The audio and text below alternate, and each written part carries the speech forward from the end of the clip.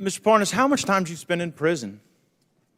4 months. 4 months. But you were indicted for crimes that could have resulted in you spending 50 years in prison, right?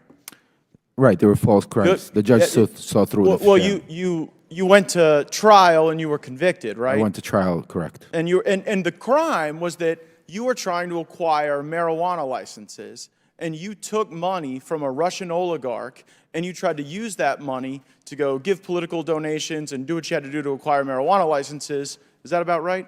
That's what the crime was. That's what the indictment was. Yeah. Right. So it sounds like everyone here today, the only one working for a Russian oligarch was you. Right? I mean, yeah, it was. I just heard you wax.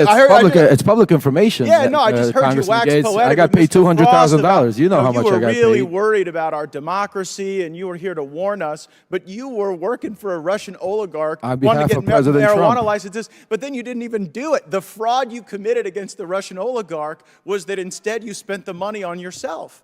So, like, was that what you were doing to fight against Russia's aggression? That's a lie. Just taking their money? Well, that's what you were convicted of. No, but instead of spending 50 years in prison, you got 4 months. As this hearing continues, I look forward to hearing what Mr. Galanis thinks about how he was treated by the DOJ for telling the truth, as opposed to how you're treated for lying. The DOJ didn't listen to the truth, because if they would listen to the truth, the question Mr. Gaetz had is for Mr. The truth. You can't handle the truth, Matt Gaetz.